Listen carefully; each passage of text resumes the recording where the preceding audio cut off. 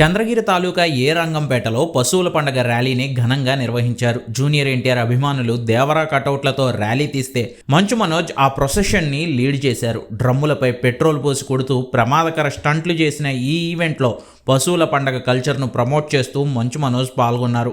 బ్రిటిషర్ల కాలం నుంచి ఈ సంప్రదాయాన్ని కొనసాగిస్తున్నామని, రాజకీయాలు కులమతాలు భేదాలు లేకుండా అందరూ కలిసి పశువుల పండుగ చేసుకోవడం ఉమ్మడి చిత్తూరు జిల్లా ఆనవాయితీ అన్నారు మంచు మనోజ్. పశువుల పండుగ జల్లికట్టు అంటారు. ఇది దాదాపు కొన్ని ఎన్నో సంవత్సరాలుగా జరిగే ఒక ట్రెడిషన్. ఇక్కడ ముందుగా బ్రిటిష్ కాలం జరుగుతుంది అంటారు. అండ్ ఫస్ట్ మన రంగంపేటలోనూ ఇంకో ఊర్లో జరిగేది. 20 సంవత్సరాల క్రితం నుంచి మన చంద్రగిరిలో జరుగుతుంది.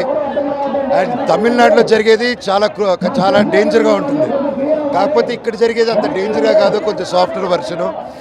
అండ్ మ్యాక్సిమం పశువులకి దెబ్బలు తగలకుండా ఇది వచ్చేసి పశువుల్ని సెలబ్రేట్ చేసుకునేది, వాటిని ఫార్మర్స్కి వీటిని ఎంత ఇంపార్టెన్స్ ఆఫ్ ద ఫార్మింగ్ క్యాటిల్ని కాపాడుకునే ఒక గుర్తింపు తెచ్చే పండుగ అనమాట.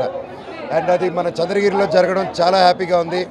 చంద్రగిరియే మామూలుగా అందరికీ చంద్రగిరి గురించి చంద్రగిరి కోట అనుకుంటారు, కానీ చంద్రగిరి అప్పటి నుంచో ఇన్నోవేషన్కి అండ్ కొత్తదనానికి వెల్కమ్ చేసేదే చంద్రగిరి కోట ఒక రిజంబ్లెన్స్. అప్పుడు ద్రవిడన్ను తర్వాత మన విజయనగరం సామ్రాజ్యం ఉన్నప్పుడు వాళ్ళిద్దరు కలిసి కట్టిన కోట అనమాట. అప్పట్లోనే ఇన్నోవేషను పార్ట్నర్షిప్ ఇవన్నీ చేసేవాళ్ళు, ఒక మంచి టెక్నాలజీ తీసుకురావడం, ఒక బిల్డ్ చేసేదానికి కోట. అందుకే ఈ రోజుకి అంత ఫేమస్. అండ్ చంద్రగిరి కోట ఎంత గొప్పదో ఇక్కడున్న ప్రజలు కూడా అంతే గొప్పవాళ్ళు, ఇంకా మంచి వాళ్ళు. అండ్ ప్రతి సంవత్సరం ఇది జరుగుతుంటుంది. అండ్ ఈసారి కూడా చంద్రబాబు నాయుడు గారు సంక్రాంతికి వచ్చినప్పుడు ఇక్కడున్న స్కూల్స్ కానీ మొత్తం చేశారు. స్కూల్స్కి స్పోర్ట్స్ అన్నీ పెట్టారు బాగా. అలాగే ఆడవాళ్ళకందరికీ ఇక్కడ ఈ ఆటోస్ చేశారు. అంతకుముందు చాలా కష్టపడేటోళ్ళు వాళ్ళు. ఇప్పుడు దాదాపు ఒక ఆటోస్కి వల్లే ఒక మహిళ దాదాపు 12 నుంచి 15,000 రూపాయలు ఒక డీజిల్ పెట్రోల్లో కాపాడుకుంటున్నారు వాళ్ళు.